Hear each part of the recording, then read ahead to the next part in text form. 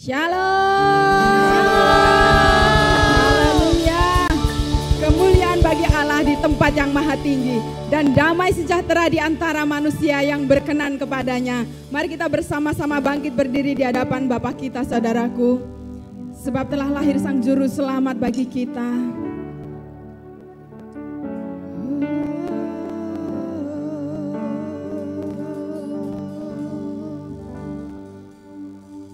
Oh Yesusku,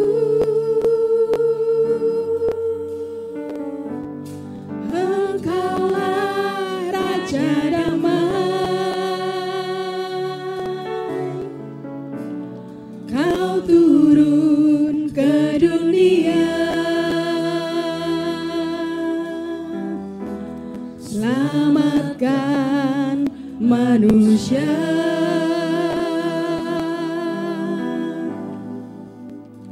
Oh Yesusku,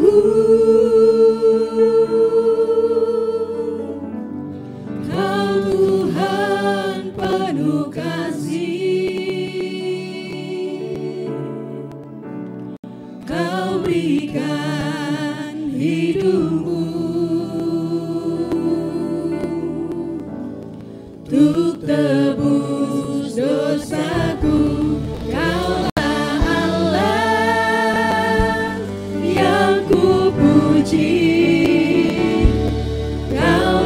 Allah yang ku sembah, kemuliaan bagimu di tempat maha tinggi.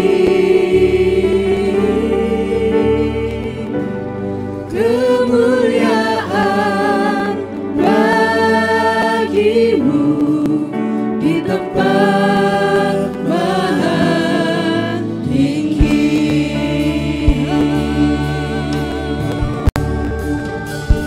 Oh Yesusku,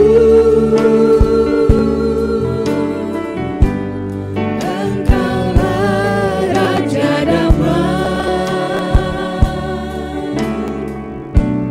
Kau turun ke dunia,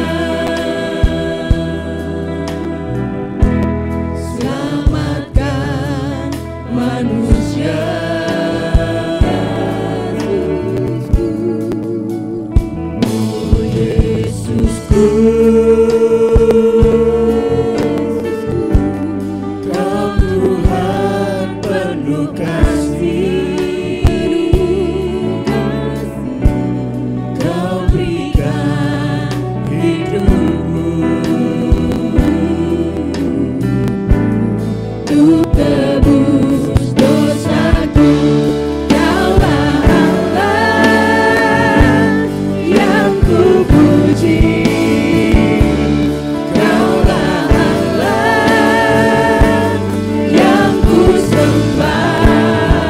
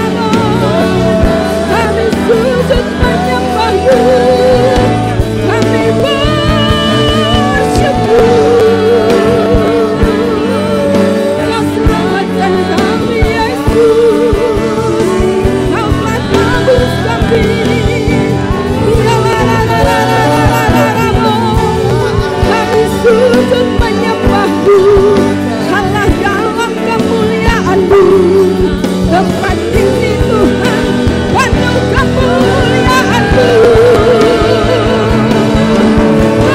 Kemuliaan-Mu Tuhan, bagi kami, kami menyembah-Mu.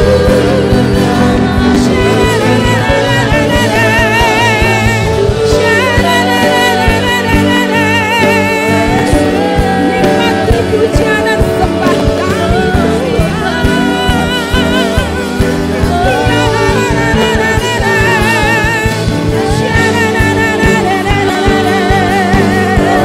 Segala kemuliaan hanya milik-Mu Tuhan.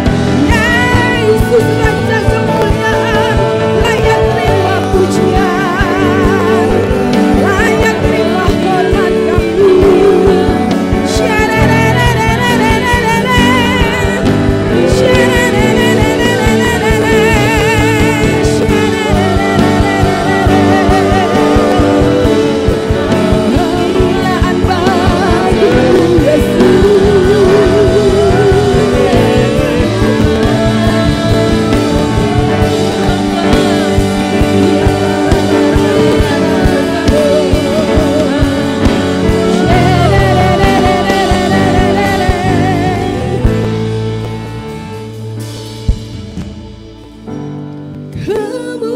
Kemuliaan bagimu kemuliaan bagimu di tempat maha tinggi.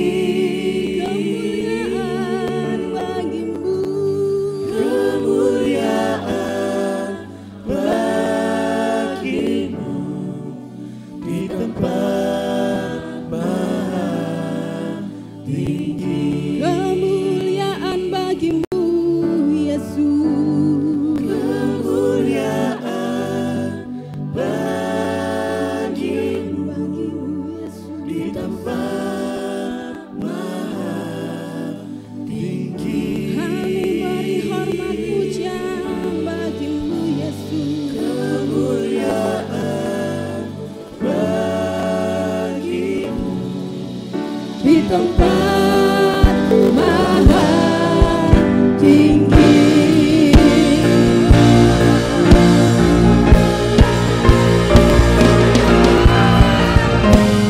Kemuliaan bagimu di tempat maha tinggi. Kemuliaan bagimu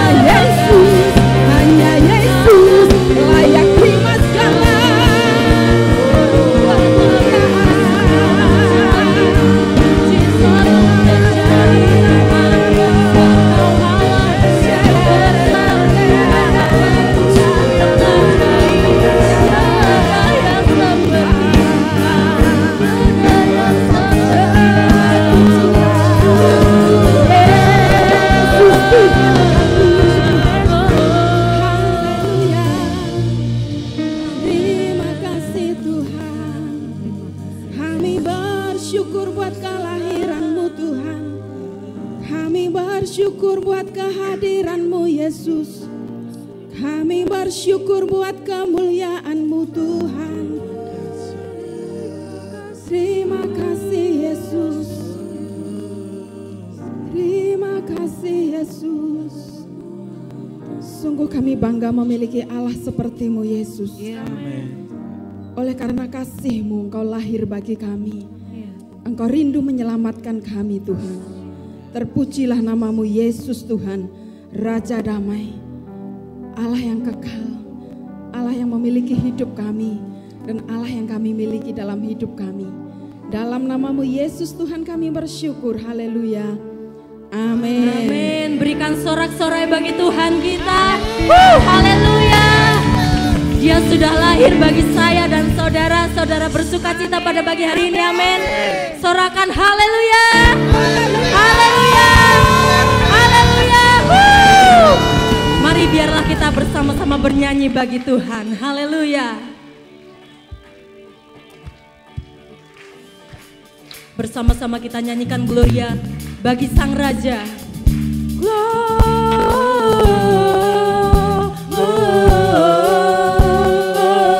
Gloria, muliakan Tuhan. Gloria,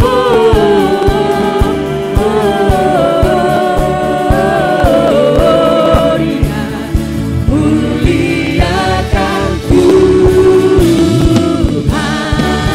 Haleluya. Mari biar setiap pulau dan benua kita bernyanyi bersorak-sorai bagi Tuhan Allah kita yang hebat. Haleluya. Bersama-sama. Dari pulau dan benua terdengar selalu terus lagu pujian sebuah bagi nama Nyanyikan glory.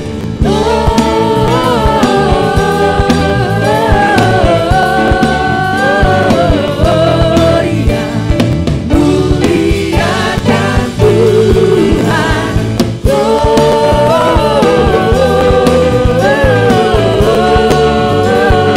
Gloria, muliakan Tuhan.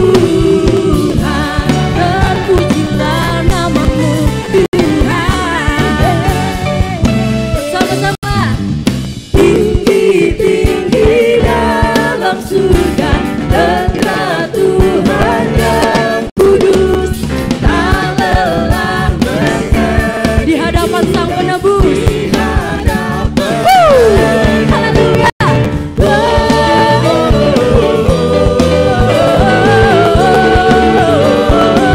Gloria, muliakan Tuhan.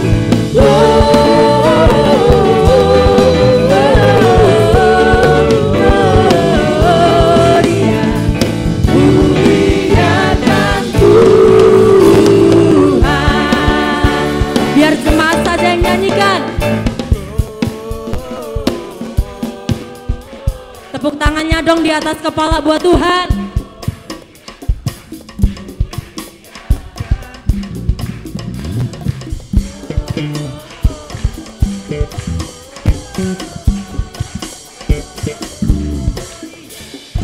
Muliakan Tuhan.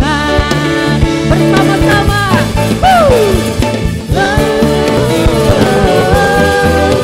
Boleh angkat tangan kita buat Tuhan. Muliakan Tuhan.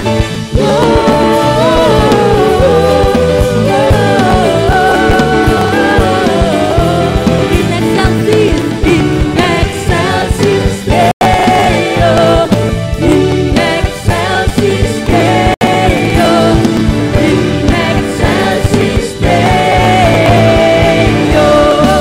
Haleluya. Sorak-sorai bagi Tuhan kita yang hebat. Haleluya. Haleluya. Seberapa banyak saudara yang percaya bahwa Allah kita adalah Raja damai yang datang ke dunia, bisa lambaikan tangan. Sorakan haleluya.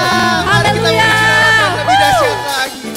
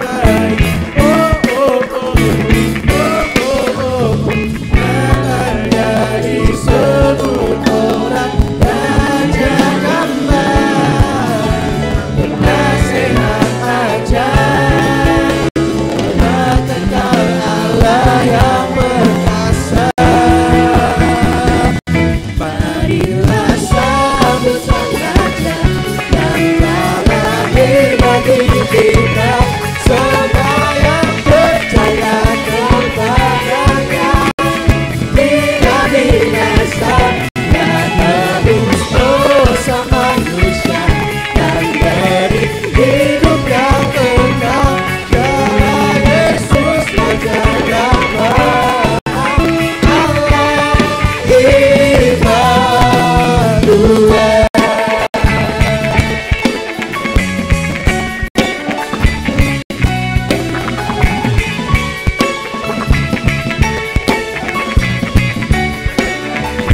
Sama-sama sekali lagi katakan, Firman menjadi manusia, seorang raja telah lahir untuk membawa kabar baik. Oh oh oh, oh oh oh, namanya disebut orang Raja Damai, penasehat ajaib, Allah Tegar, Allah yang perkasa.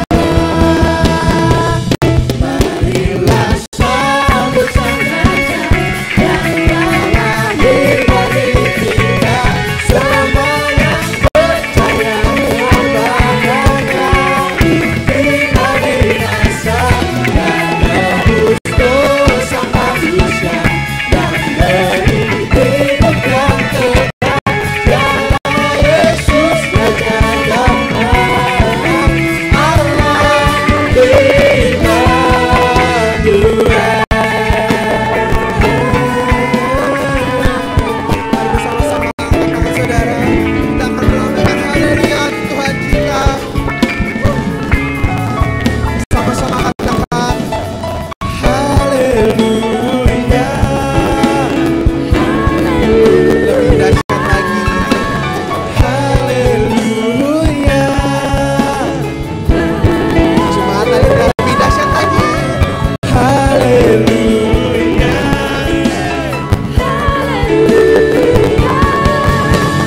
Kasih-Nya yang bergema hingga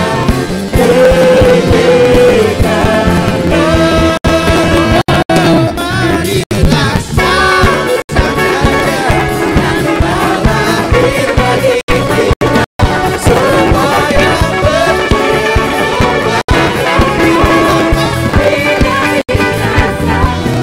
nebus dosa manusia dan beri hidup yang kekal. Dalam Yesus Raja Damai, Allah Immanuel.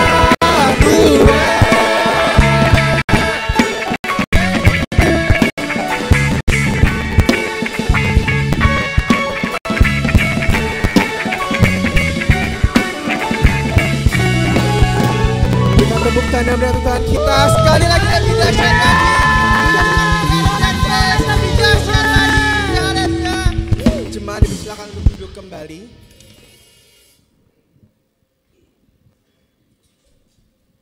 Di daerah itu ada gembala-gembala yang tinggal di padang menjaga kawanan ternak mereka pada waktu malam.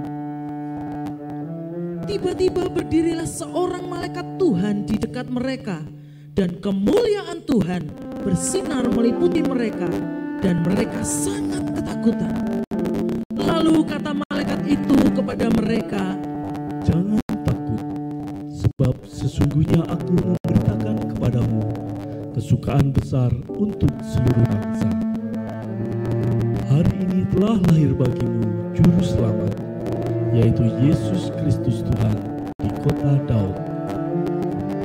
Dan inilah tandanya bagimu, kamu akan menjumpai seorang bayi dibungkus dengan lampin dan terbaring di dalam palungan. dan tiba-tiba tampaklah bersama-sama dengan malaikat itu sejumlah besar bala tentara surga yang memuji Allah. Katanya, Kemuliaan bagi Allah di tempat yang maha tinggi, dan damai sejahtera di bumi di antara manusia yang berkenan kepadanya. setelah malaikat-malaikat itu meninggalkan mereka dan kembali ke surga, gembala-gembala itu berkata seorang kepada yang lain, Marilah kita pergi ke Bethlehem untuk melihat apa yang terjadi di sana, seperti yang diberitahukan Tuhan kepada kita.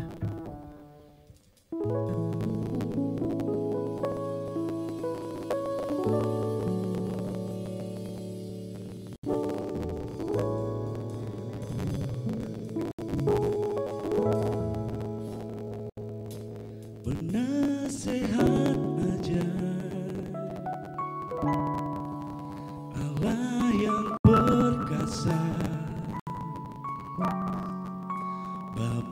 yang kekal,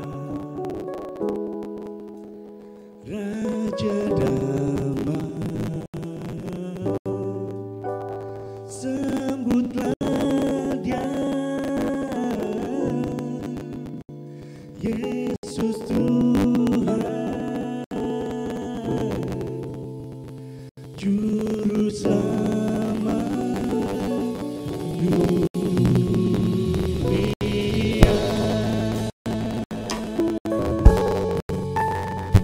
Juru Selamat dunia, seorang anak untuk kita, seorang putera diberikan, lambang pemerintahan di atas bahunya, dan namanya pun disebut orang penasehat ajaib, Allah yang perkasa, Bapa yang kekal, Raja damai, sambutlah Dia, Yesus Tuhan, Juru Selamat dunia.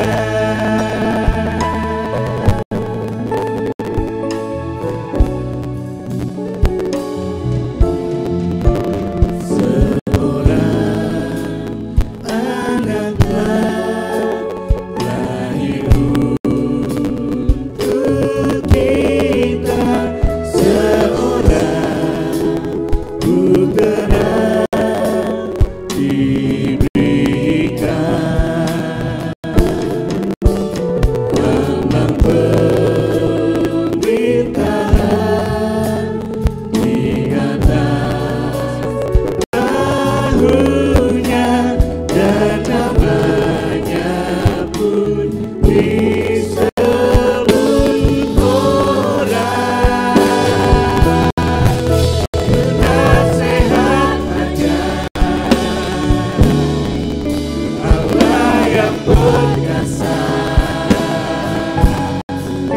Bapa yang kekal,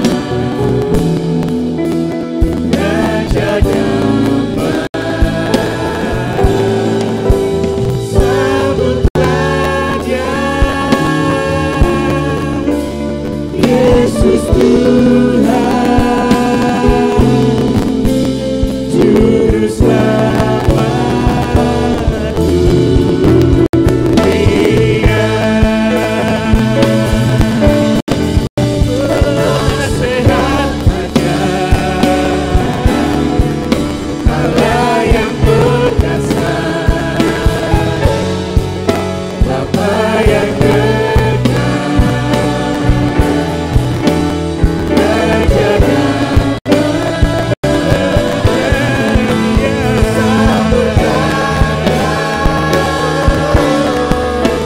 Yesus Tuhan, Juru Selamat dunia.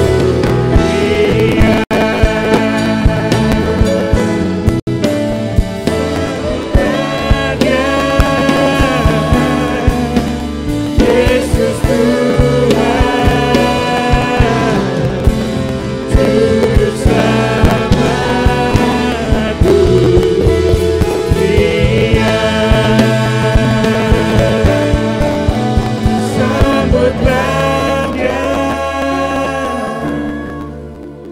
Yesus Tuhan, Juru Selamat dunia.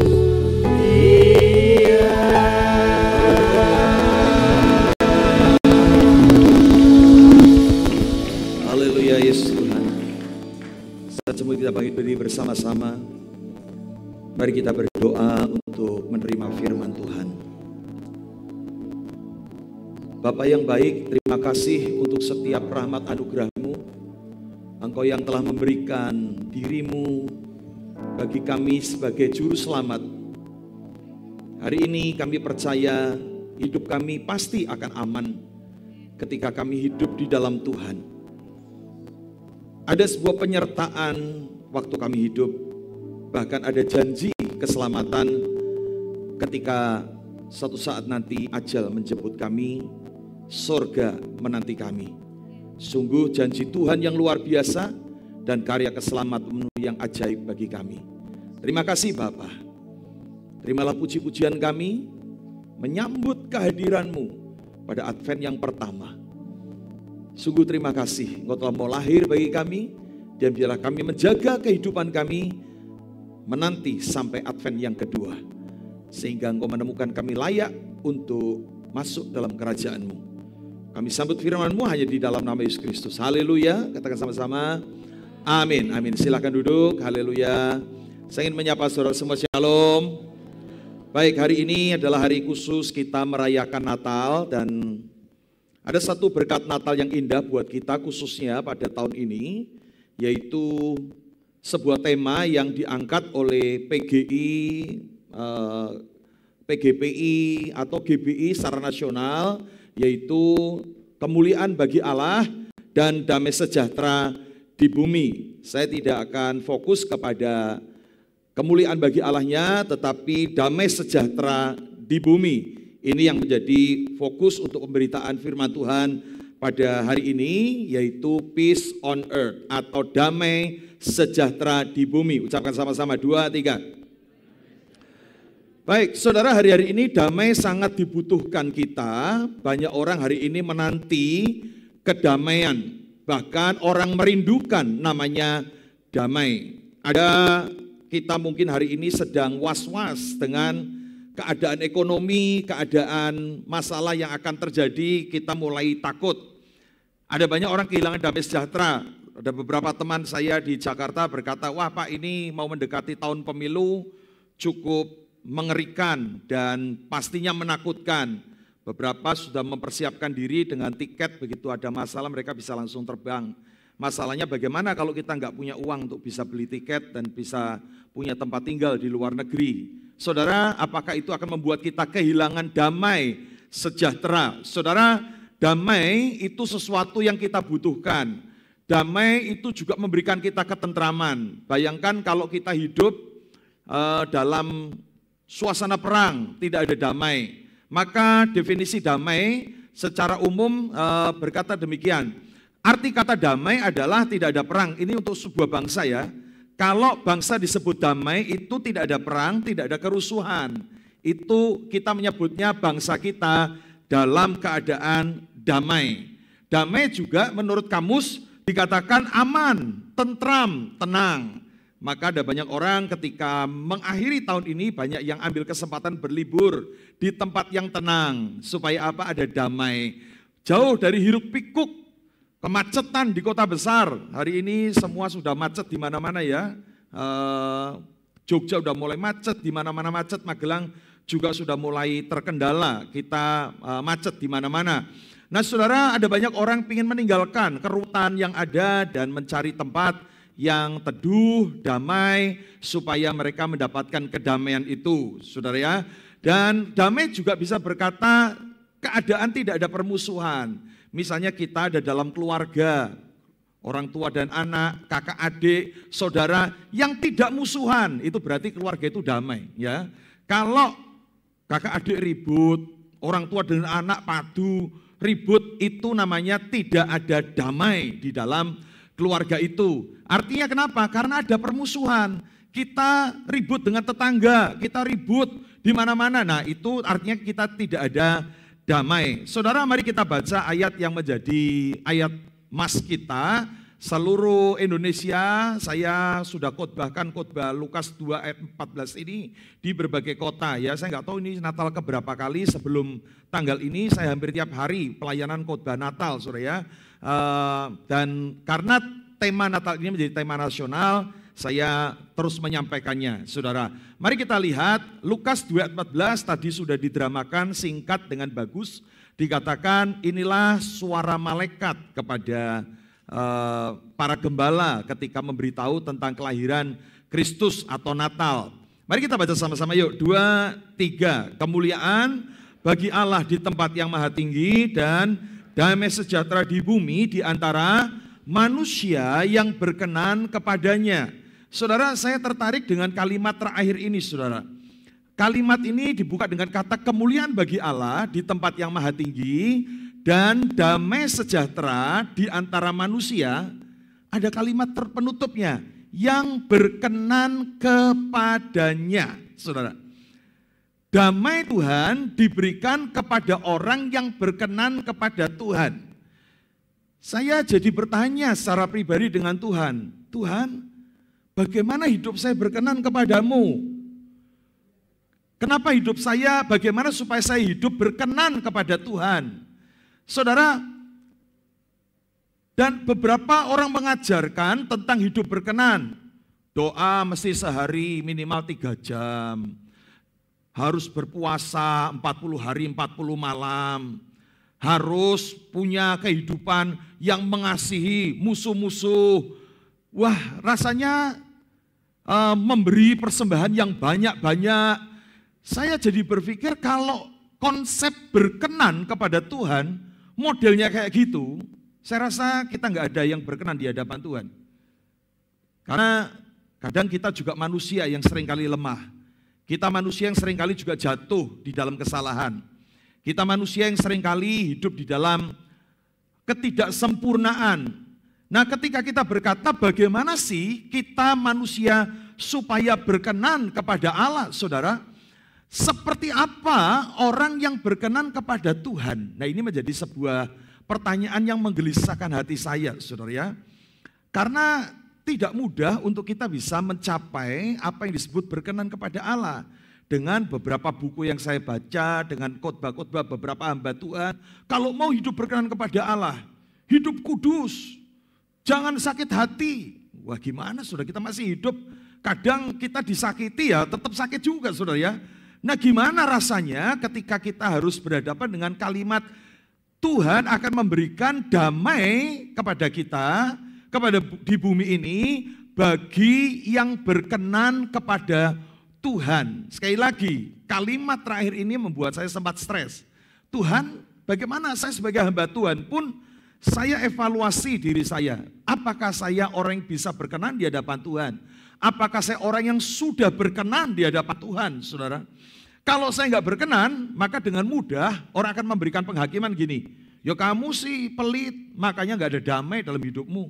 Ya kamu sih nggak mau ngampuni orang, makanya nggak ada damai dalam hidupmu. Ya kamu sih orang yang gagal menjaga kekudusan hidup, maka nggak ada damai dalam hidupmu. Orang dengan mudah akan menghakiminya. Ngerti maksud saya? Bagi saya lebih mudah untuk berkata begitu ketika ada orang yang mungkin berkata mengeluh, saya nggak punya damai Pak. Ya kamu sih nggak mau ngampuni.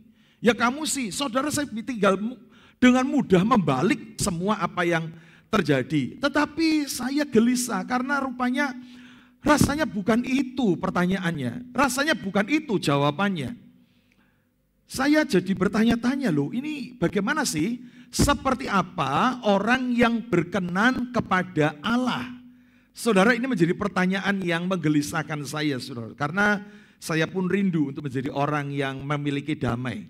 Nah, syaratnya kalau kita berkenan kepada Allah, waduh, ini syaratnya seperti apa ya? Saya pun tidak bisa doa sehari 5 jam, saudara ya. Saya pun bukan orang yang bisa mungkin memberi seluruh harta saya. Seperti Yesus berkata kepada seorang anak muda, berikan seluruh hartamu, ikutlah aku. Maka, waduh, itu menjadi gelisah, saudara. Nah, disinilah saya coba merenungkan Tuhan, kalau standar berkenan kepada Tuhan, itu semua yang sempurna, yang baik-baik, saya rasa kita nggak ada yang berkenan di hadapan Tuhan. Nah, justru disitulah saya merenung, saudara. Dan saya menemukan, bukan saudara tidak diminta untuk hidup benar ya. Saudara harus tetap hidup benar. Sebagai orang yang diselamatkan, mari kita jaga hidup kita dengan benar. Katakan amin. Tapi ketika saya berbicara tentang berkenan kepada Allah? Apakah ketika saya berpuasa, apakah ketika saya pelayanan, apakah ketika saya berdoa, itu membuat saya berkenan kepada Allah? Nah saudara, itu menjadi pertanyaan pokoknya. Saudara, nah kemudian saya merenungkan, ternyata standar yang diberikan Tuhan dengan manusia berbeda. Manusia kalau bikin standar kekudusan itu tingginya minta ampun. Saudara, standar manusia untuk masuk surga itu tingginya minta ampun. Tapi padahal Tuhan itu bicara berkenan, masuk surga standarnya simpel, saudara. Dan gak aneh-aneh. Saya rasa semua kita pasti bisa melakukannya. Katakan amin. Nah, mari kita temukan ada 3 hal kondisi orang yang menurut dunia tidak layak untuk dikenan Tuhan. Kalau orang dikenan Tuhan itu orang berhasil, orang baik, orang sukses. Tapi saya menemukan yang pertama, orang yang berkenan kepada Tuhan adalah justru mereka ini orang yang gagal, saudara. Jadi kalau kita merasa menjadi orang yang jatuh bangun dalam kegagalan, kita katakan sayalah orangnya. Katakan amin. Mazmur 34 ayat yang 19 berkata demikian, Tuhan itu dekat. Katakan dekat. Dekat kepada apa?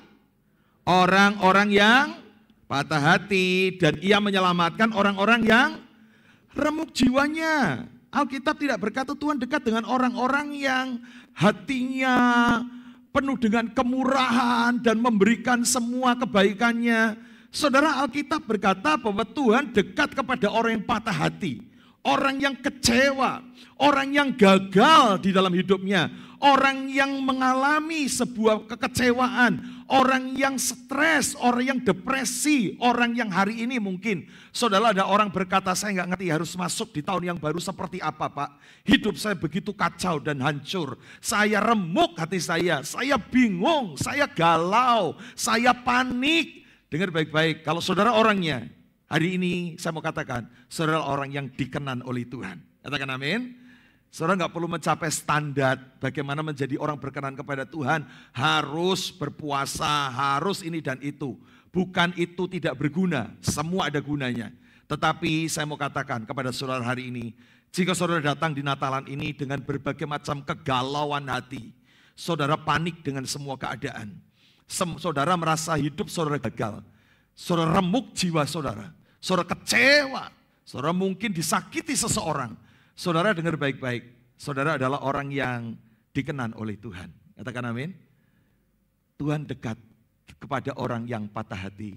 Tuhan dekat kepada orang yang remuk jiwanya dan dia menyelamatkan. Katakan amin. Standar ini gak susah, saudara. Bahkan kita yang sedang jatuh sekalipun, ini standar ini tercapai. Ketika kita berkata peace on earth, damai sejahtera di bumi bagi mereka yang remuk jiwanya. Bagi mereka yang patah hatinya, bagi mereka yang galau hatinya, maka disitulah damai sejahtera akan dicurahkan oleh Tuhan di atas muka bumi. Saudara, ini yang memberikan kepada kita sebuah pemahaman. Bagaimana untuk berkenan kepada Tuhan, ternyata nggak perlu standar yang aneh-aneh. Saudara nggak perlu kecewa, saudara nggak perlu kecil hati ketika saudara berkata, Pak, saya orang gagal. Saya jatuh dalam dosa, Pak. Saya sudah lama meninggalkan Tuhan. Saya sudah lama enggak kebaktian, saya sudah lama enggak berdoa, saya bahkan pernah meninggalkan pelayanan. Saudara, dengar baik-baik. Kenapa? Karena saya kecewa, Pak. Hari ini Tuhan ingin ingatkan bahwa saudara, semuanya itu tidak membuat Tuhan membenci hidup saudara. Karena Tuhan mengasihi kita. Katakan amin. Dia dekat kepada orang yang patah hati dan ia menyelamatkan orang yang remuk jiwanya, saudara. Yang kedua, siapa orang yang berkenan kepada Tuhan? Mereka yang memiliki niat yang baik, saudara. Saya tertarik kemarin ada Natal di Garda, ada seorang hamba Tuhan dari GKJ, Muntilan. Dia menyampaikan tentang hal ini, dan saya pulang langsung cek kamus saya, saudara ya. Dan betul, saudara, apa yang dia sampaikan. Bagaimana orang yang berkenan kepada Tuhan adalah orang yang dalam bahasa berkenan kepada Allah, dalam bahasa asli dipakai kata eudokias. Eudokias itu artinya orang yang mempunyai niat baik. Katakan niat baik. Niat itu belum ada tindakan ya. Saudara baru niat saja. saya mau kembali sama Tuhan, itu pun Tuhan berkenan sama kita. Katakan amin. Tuhan, aku ingin memberkati keluargaku, ada yang tidak mampu. Aku ingin menabur, tapi aku tidak mampu Tuhan. Saudara, niat pun Tuhan berkenan. Karena kata Eudokias ini adalah berarti orang yang punya niat baik. Tapi kalau kita punya kemampuan, jangan berhenti pada niat saja. Yang dikatakan amin. Ya, saudara punya niat baik, itu pun adalah orang yang berkenan. Karena ada banyak orang yang pingin berbuat sesuatu, tetapi terkendala dengan banyak hal. Saya ingin mengampuni orang tersebut, tapi dia nggak mau menerima saya. Saudara, niat saja sudah diperkenan oleh Tuhan. Katakan amin. Maka buat hati kita memiliki niat yang baik. Eudokias adalah orang yang memiliki niat yang baik. Orang yang memiliki niat baik itu berkenan kepada Tuhan. Maka cek di dalam hati kita. Apa hati kita isinya? Apakah isinya kekecewaan, kemarahan, kejengkelan, iri hati? Saudara, buang semuanya itu dan isi dengan niat baik. Sekali lagi katakan niat baik. Saudara, apalagi saudara menambahnya dengan perbuatan baik, wah itu lebih keren lagi saudara ya. Maksud saya begini, kalau standarnya perbuatan baik, tidak semua orang bisa melakukannya. Tapi sekali lagi, saya ketika mempelajari ini saudara, saya merenungkan firman Tuhan ini, saya bertanya, Tuhan bagaimana berkenan kepadamu? Kalau tentang perbuatan baik, sekali lagi, tidak semua orang bisa melakukannya. Padahal firman Tuhan itu harusnya diberikan kepada manusia yang pastinya manusia bisa melakukannya. Katakan amin. Lah kalau Tuhan memberikan firman, manusia tidak bisa melakukannya, buat apa? Maka ketika saya merenungkan damai sejahtera di bumi bagi mereka yang berkenan kepada Allah.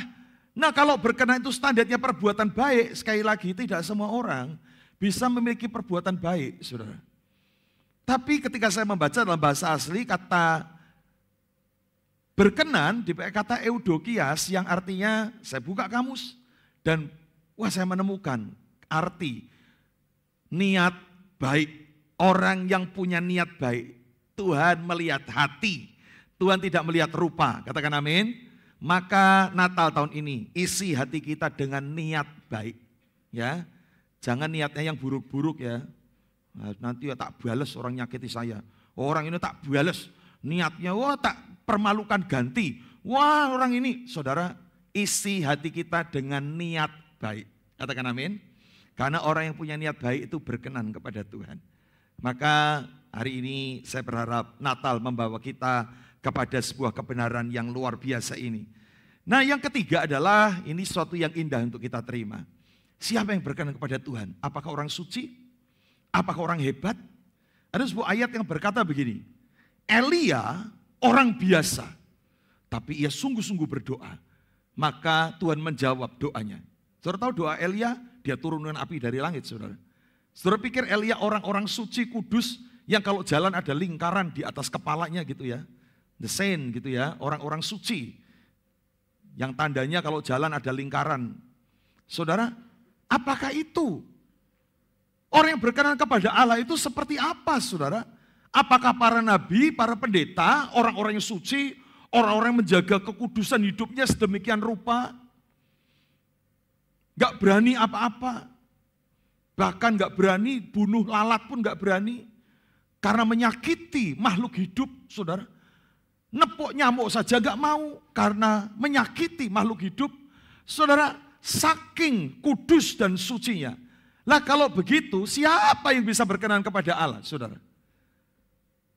Jujur, kita kadang kita jalan naik mobil aman-aman saja. Orang mepet kita, sembarangan nyetir sambil main handphone, mepet kita kaget. Ya kan, kita aja jengkel saudara, ya kan. Kita marah, lah kalau kita ini dalam kondisi nyetir santai dipepet orang ceroboh begitu. Dan kita berkata shalom, haleluya, puji Tuhan. Saudara saya rasa itu bukan, tidak semua orang bisa begitu saudara ya. Saya pun bisa naik darah ketika begitu ya. Walaupun saya pendeta, saya bisa ngamuk, saudara. Ini orang gimana? Lebih ngamuk lagi ketika kita menegur dan orang lebih marah lagi, saudara. Tapi itulah yang terjadi. Nah, kalau damai sejahtera itu diberikan untuk orang-orang yang suci dan kudus, tidak semua orang bisa melakukannya. Tapi masalahnya ini, saudara. Tuhan itu mengasihi mereka yang jatuh dalam dosa. Tuhan berkenan loh kepada orang yang jatuh dalam dosa. Lukas 5 ayat 24 berkata demikian. Aku datang bukan untuk memanggil orang benar, tetapi, baca bersama, orang berdosa supaya mereka bertobat. Siapa yang menjadi konsentrasi Allah? Bukan Allah nggak berkenan kepada orang suci, tapi orang yang jatuh itu lebih diperhatikan Tuhan.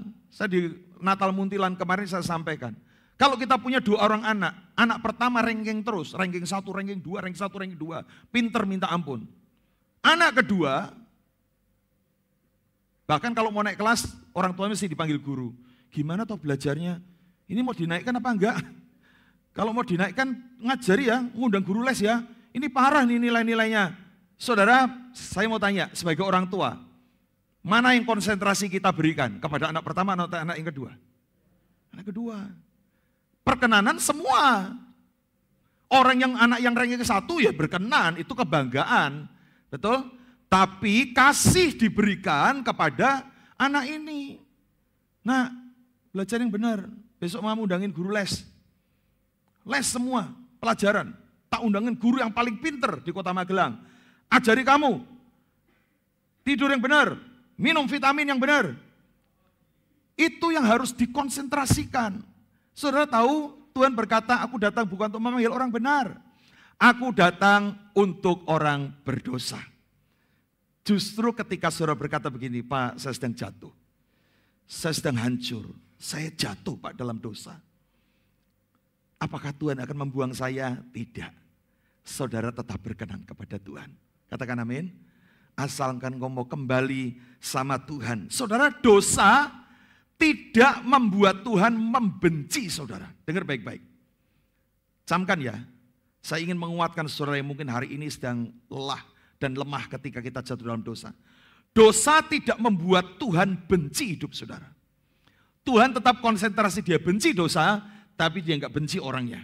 Yang dikatakan amin. Dia tetap mengasihi manusia, buktinya dia mau lahir dalam peristiwa Natal. Mati di atas kayu salib. Untuk apa? Untuk kita yang berdosa. Yang dibenci Tuhan itu dosanya, bukan manusianya.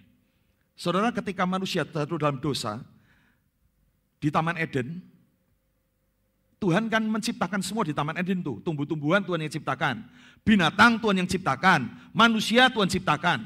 Ketika manusia jatuh dalam dosa, saya membaca satu ayat yang menunjukkan Tuhan sangat mengasihi manusia. Lebih dari ciptaan yang lain. Saudara perhatikan ya, di dalam Kejadian 3 ayat 21, ketika manusia bersembunyi dari Allah dan Tuhan bertanya, "Hei manusia, di mana kamu?" Mereka berkata, "Aku bersembunyi karena aku berdosa."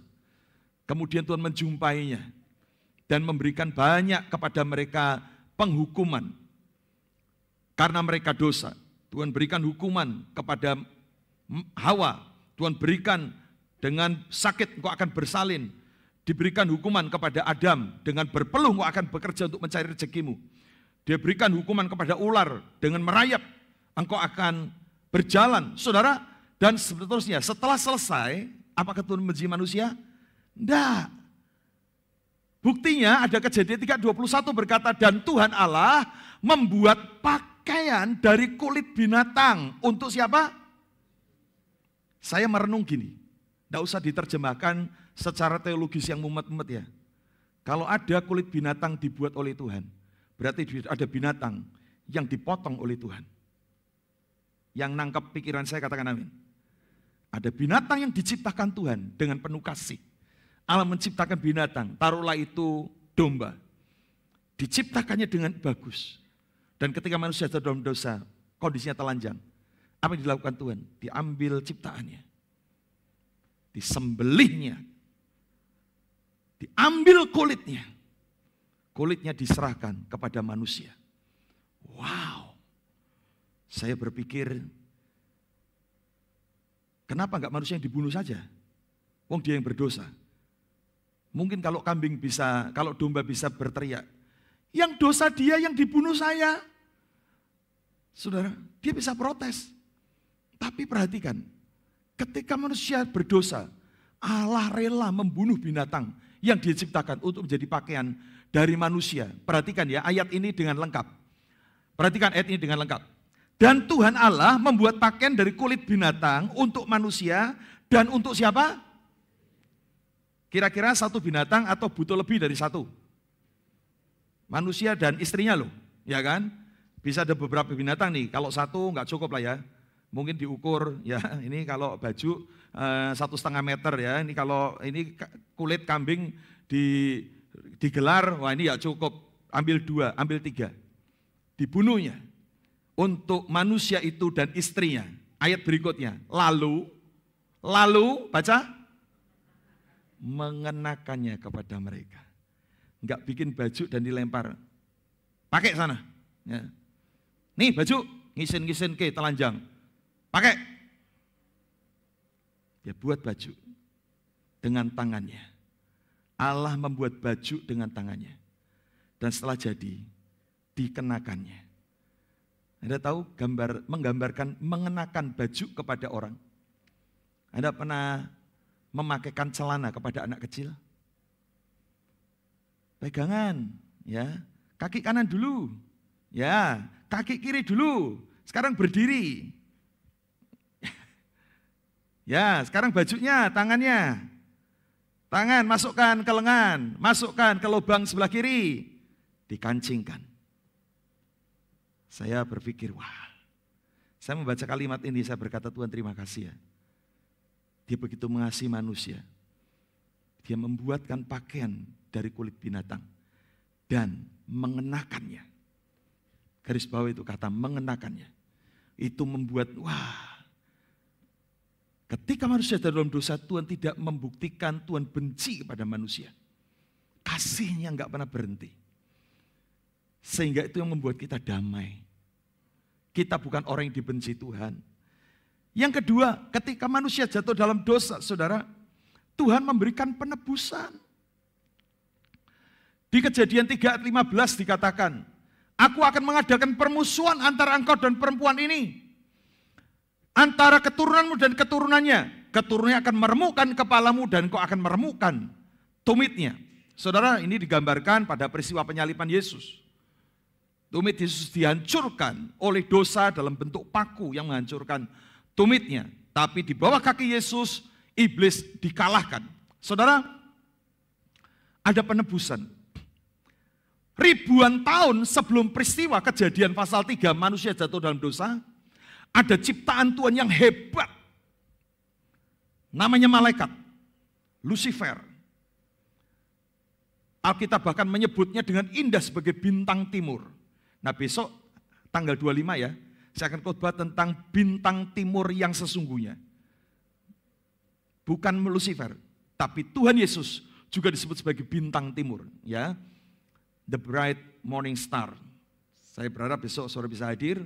Saya akan sampaikan tentang bagaimana Tuhan juga disebut dengan bintang timur, saudara. Ribuan tahun sebelum peristiwa manusia jatuh dalam dosa, ada satu ciptaan Allah yang hebat, namanya Lucifer, sang bintang timur itu.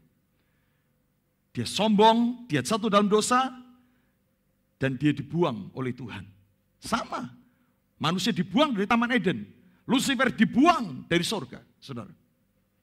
Tapi masalahnya, malaikat gak pernah ditebus oleh Tuhan.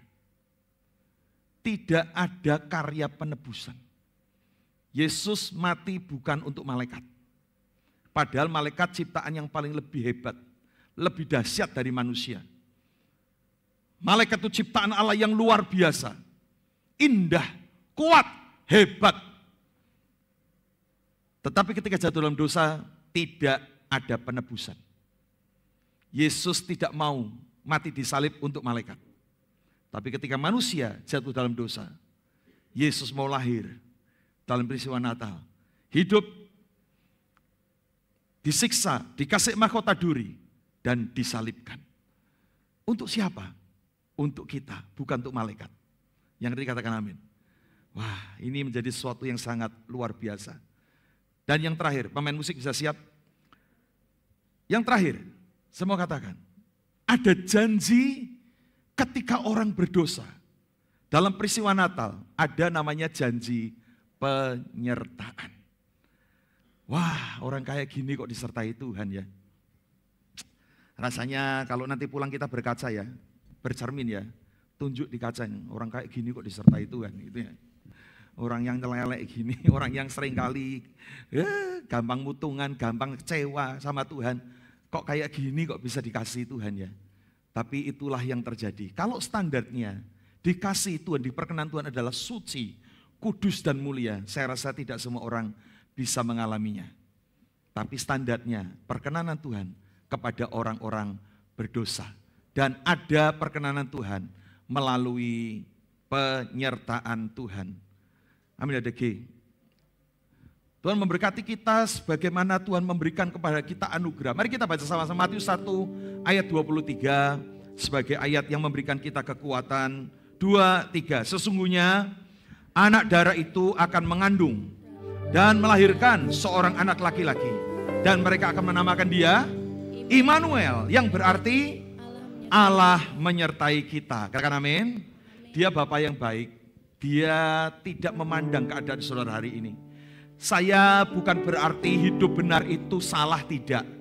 Saudara puasa itu salah, tidak. Saudara berdoa itu salah, itu tidak, saudara.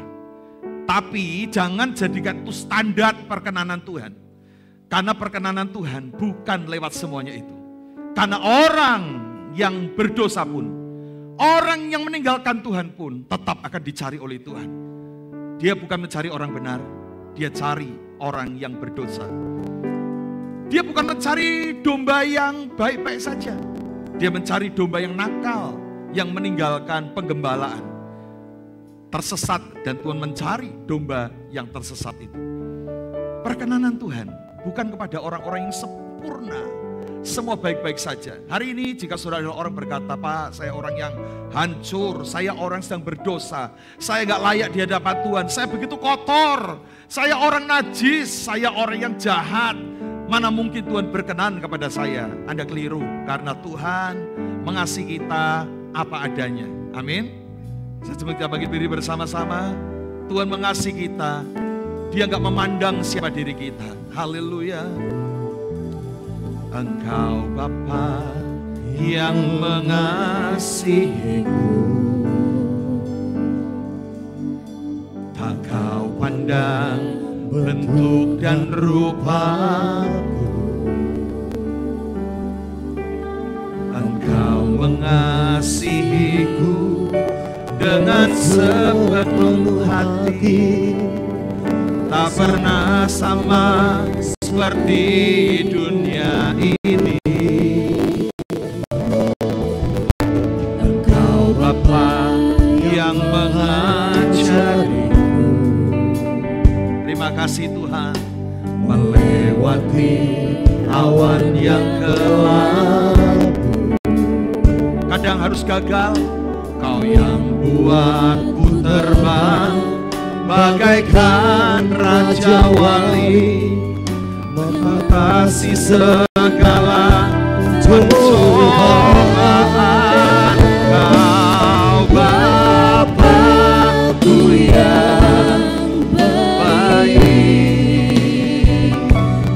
mengerti bahasa tetesan air mata, tak kau biarkan ku berjalan sendirian, sebab kau Bapa-Ku yang baik.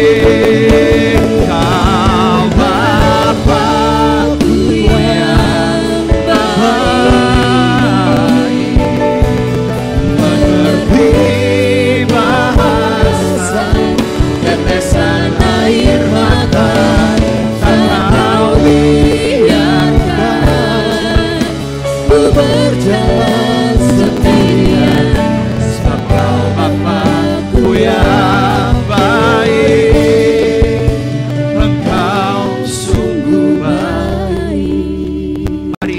waktu untuk berdevosi, merenung tentang Natal ini. Dia lahir sebagai manusia, teraniaya, tersiksa, bahkan dibunuh. Bukan untuk mencari orang-orang yang suci, hebat, para imam. Bahkan seruan yang menjadi tema nasional kita adalah seruan bagi gembala yang tidak ada artinya, tidak dipandang dunia. Mungkin saudara hari ini berkata, saya adalah orang yang hancur Pak, saya sudah meninggalkan Tuhan. Saya kecewa dengan Tuhan, saya sudah jatuh dalam dosa dan kesalahan. Saya pernah ngambil keputusan yang salah. Saya berdosa. Apakah Tuhan masih mengasihi saya? Saya mau katakan, dia tetap mengasihi saudara dan saya. Amin. Dia gak memandang rupa kita.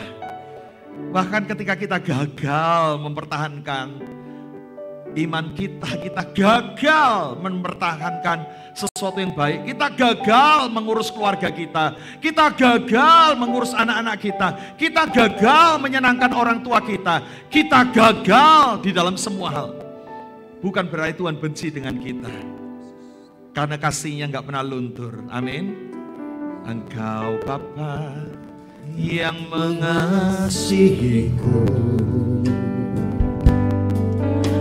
Engkau berdang bentuk dan rupa,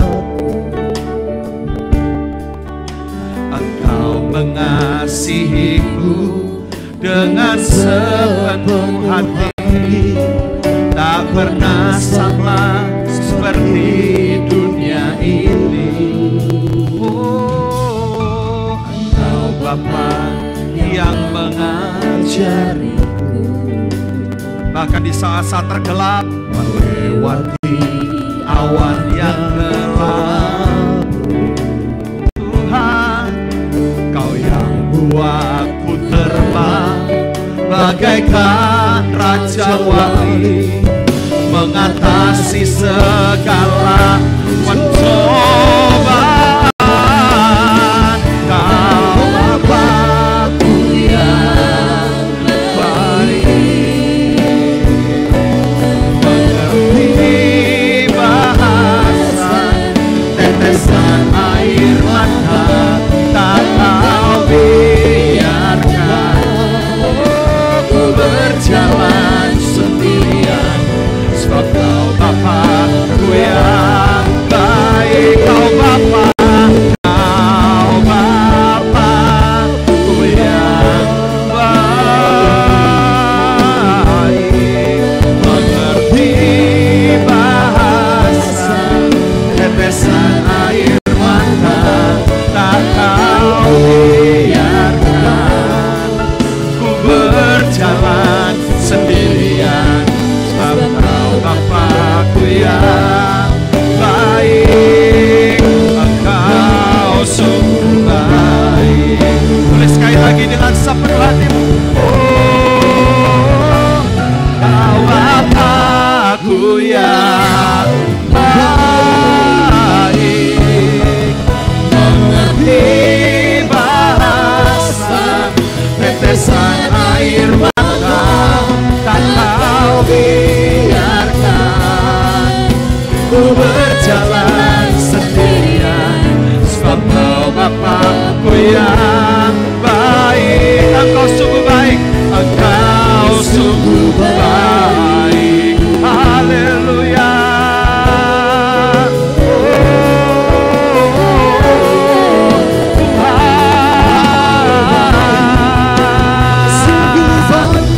Haleluya, kami menyembah Tuhan Yesus, Yesus, Yesus, Yesus.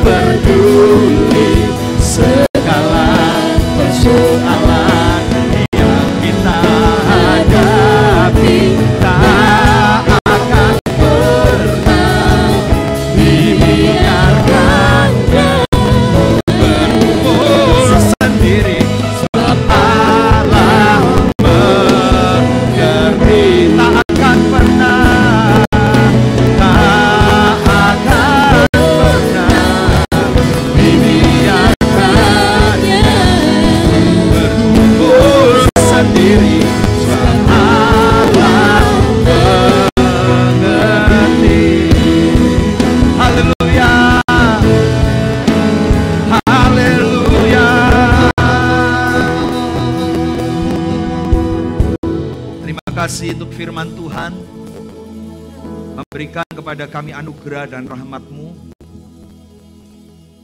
Dan biarlah kami menjadi orang-orang yang hari ini menerima anugerah damai sejahtera itu.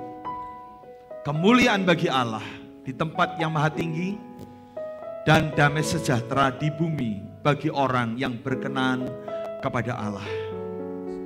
Ternyata kami semua bisa menjadi orang-orang kesayangan Tuhan. Ternyata kami bukan orang yang harus dibuang. Ternyata kami selalu dipandang oleh Tuhan. Bahkan Tuhan mengasihi kami sedemikian rupa. Terima kasih Bapa. Kini kasih anugerah kebaikan-Mu berlimpah, memberikan damai sejahtera di dalam hidup kami. Sehingga berkat Natal, peace on earth, sungguh-sungguh kami bisa rasakan dalam hidup kami, dalam keluarga kami, bahkan di sekeliling kami. Terpujilah nama Tuhan. Kini kasih kebaikan-Mu berlimpah di dalam nama Yesus Kristus. Haleluya. Amin. Silakan duduk.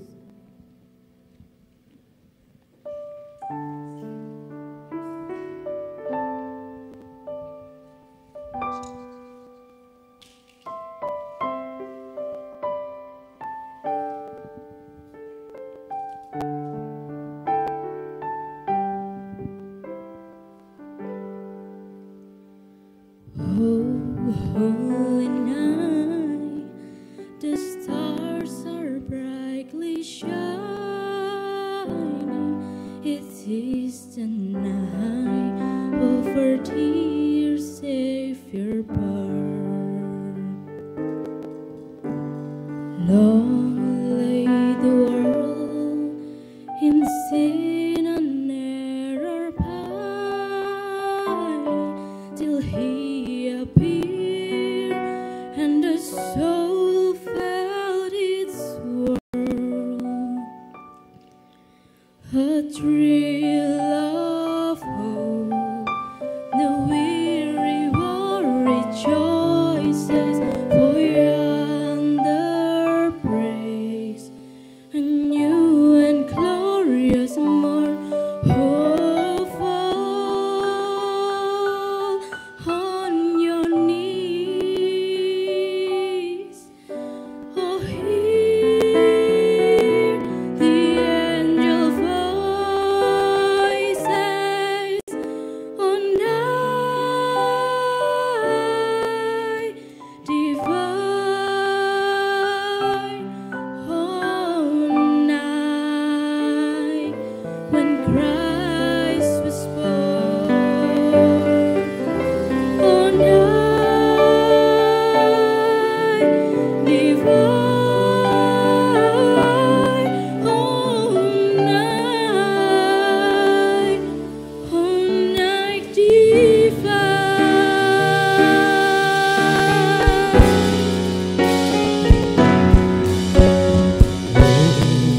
Holy night, the stars are brightly shining. It is the night of our dear Savior's birth. Long lay the world in sin in narrow pining, till He appeared and the soul felt His word. A thrill of hope, the weary world rejoices, for yonder praise the new and glorious Lord. Oh, fall on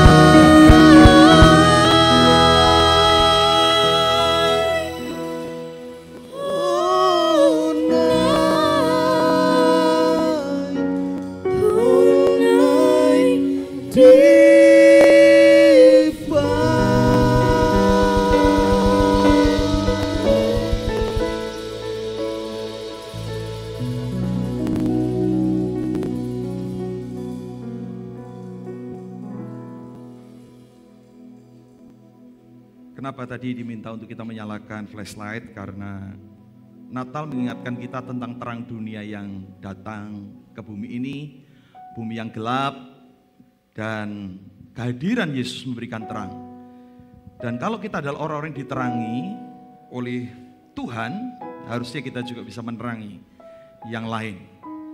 Menjadi perwakilan jemaat pada Natal tahun ini, ada orang-orang yang hidupnya pernah diterangi oleh Tuhan dan memberikan terang itu kepada orang-orang di sekeliling.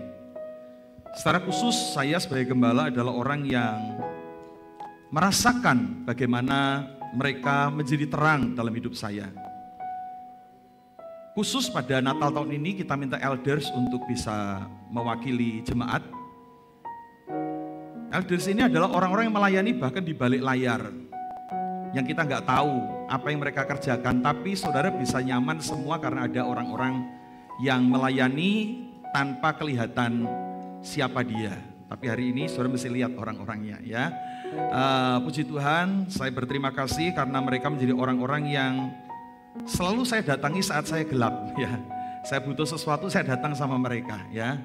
Bukan untuk minta-minta, bukan, tetapi saya berbagi. Kalau ada pergumulan, kalau ada masalah, saya selalu datangi elder, saya minta kumpul, saya sharing kepada mereka. Dan mereka selalu memberikan solusi, memberikan terang bagi saya, bagi jemaat di tempat ini. Karena saya datang pada mereka tidak pernah sekalipun untuk berbicara tentang kebutuhan saya pribadi. Saya mesti membawa kebutuhan gereja ini kepada mereka, menyampaikan bagaimana ini baiknya. Dan mereka melayani tanpa juga melakukan misalnya membutuhkan sesuatu untuk dihormati, dihargai. No, mereka adalah orang-orang yang terbukti 23 tahun saya pelayanan dan mereka mendampingi saya. Dan mereka adalah orang-orang yang memberikan terang itu ya. Terima kasih dan saya mengundang mereka. Yang pertama Bapak Joko Santoso untuk menyalakan lilin. Sebelumnya saya akan menyalakan lilin yang pertama.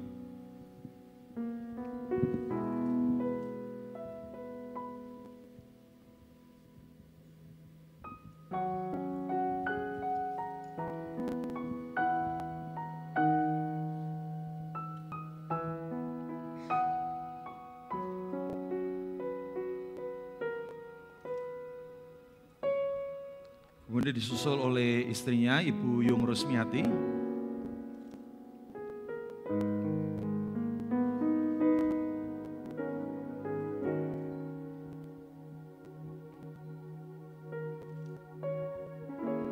Kemudian Bapak Agus Susanto.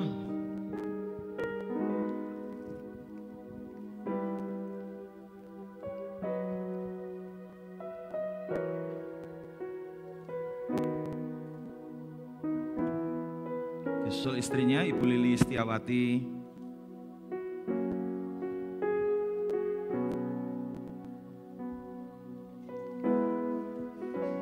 Kemudian Bapak Nikolas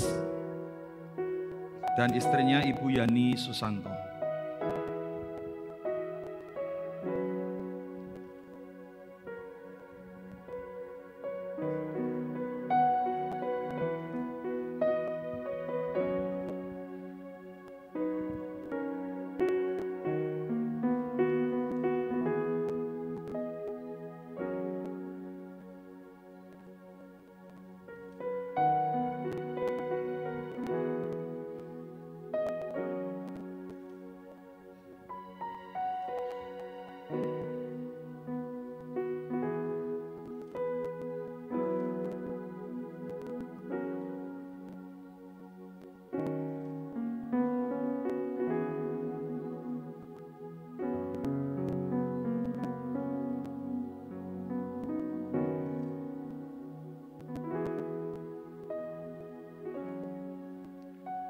Baik, sebelum kita bangkit berdiri bersama-sama, kita akan berdoa. Dan pada kesempatan ini sekali lagi saya menyampaikan terima kasih untuk para elders yang sudah mendampingi pelayan saya. Terima kasih Pak Joko, terima kasih Pak Kongkong, terima kasih Pak Niko dan keluarga. Semuanya yang sudah mendampingi saya melayani sepanjang 23 tahun di tempat ini. Dan mereka selalu ada, bahkan di saat-saat saya harus membutuhkan sesuatu.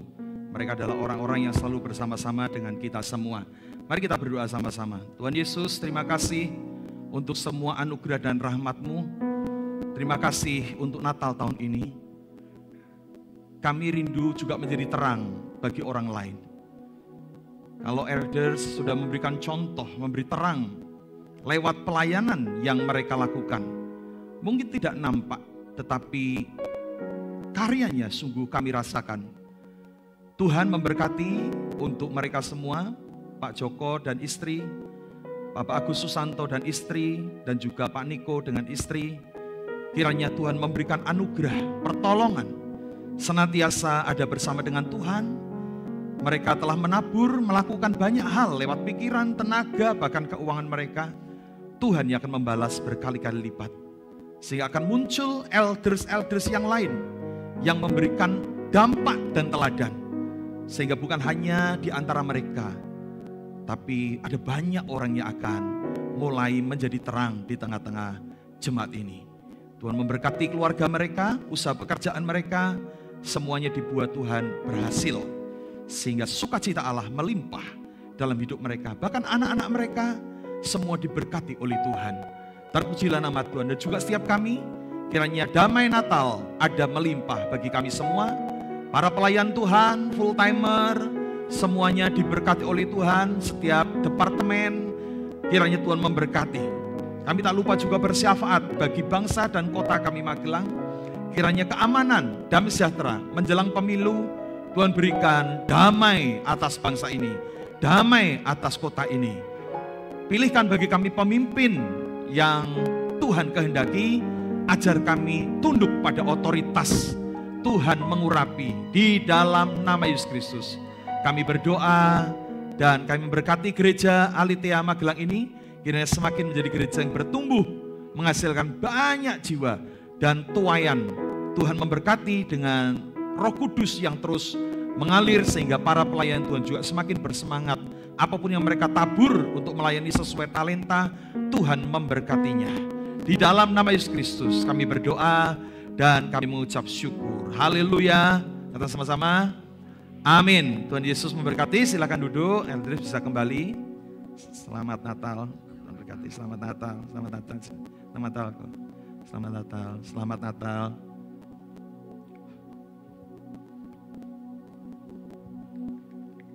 Selesai.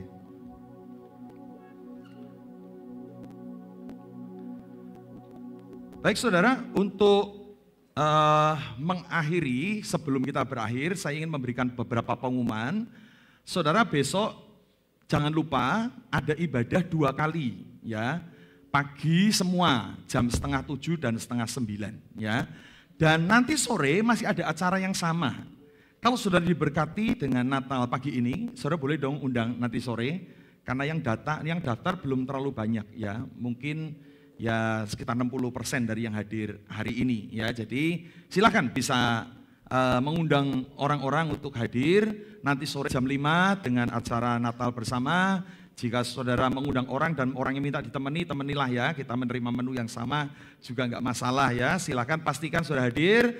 Dan sekali lagi besok kita akan ada ibadah Natal jam 6:30 dan jam 8:30. Sorenya sekali lagi saya menyerukan saudara bikin Natal keluarga ya, keluarga baik mau bergabung 2-3 keluarga silahkan.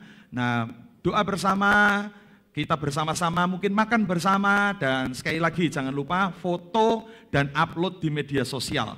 Jangan lupa di tag ke Alitea Magelang dan Tony Alitea ya, di Instagram maupun Facebook silakan supaya nanti kita bisa upload ulang sehingga memberkati banyak orang, memberikan nuansa yang baik. Dan minggu depan gereja akan ada ibadah jamnya sama dengan jam seperti biasa. 3 kali ibadah 6:30, 8:30 dan jam 5 sore. Tapi acaranya khusus yaitu ibadah tutup tahun. Jadi kita ibadah tutup tahunnya dijadikan satu dengan ibadah raya ya. Jadi apa yang harus kita persiapkan?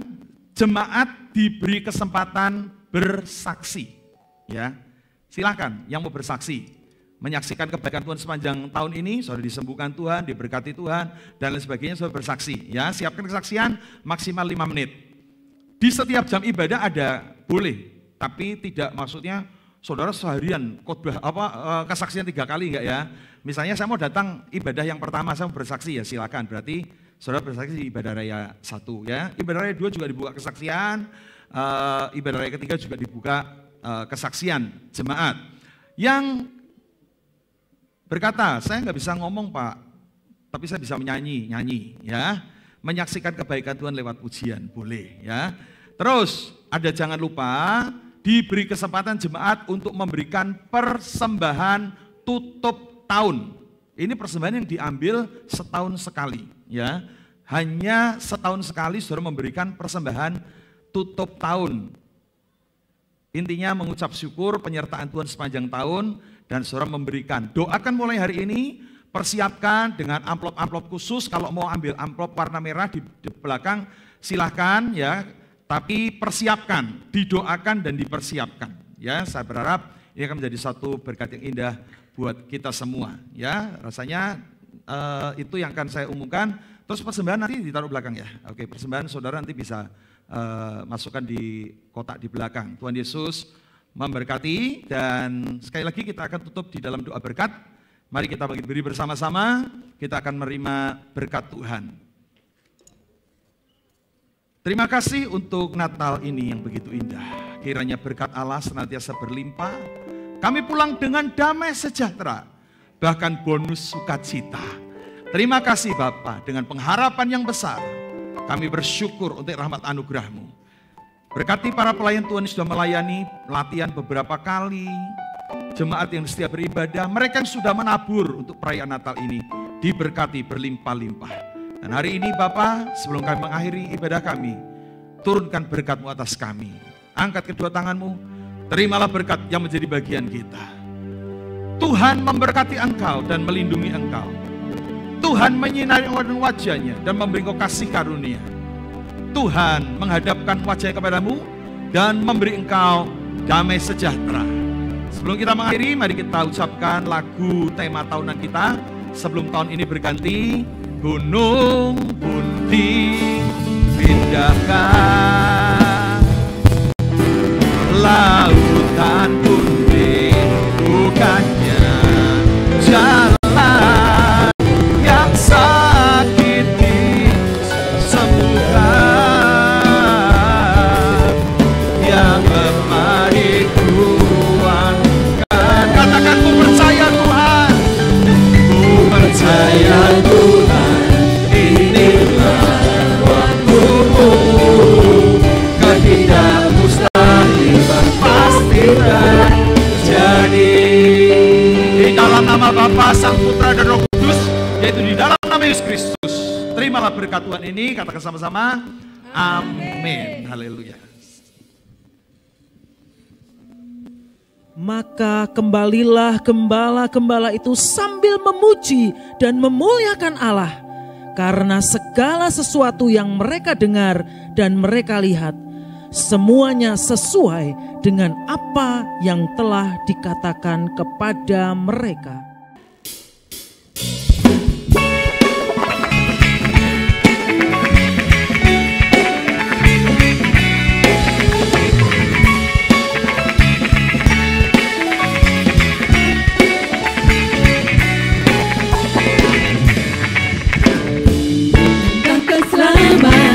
Bergema, bala malaikat bernyanyi, sang bintang pancarkan cahaya. Oh oh oh, oh oh oh.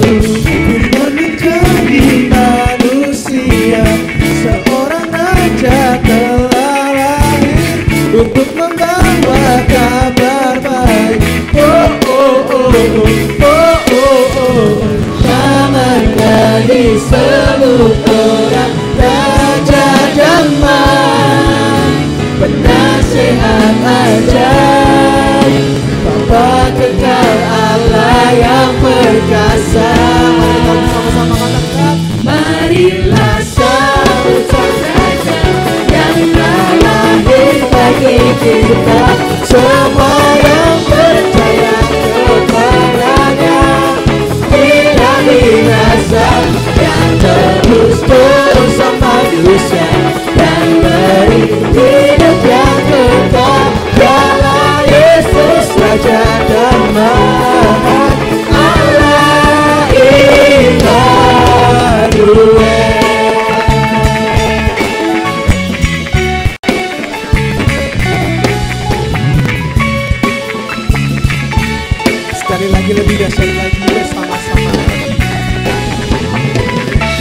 menjadi manusia, seorang raja telah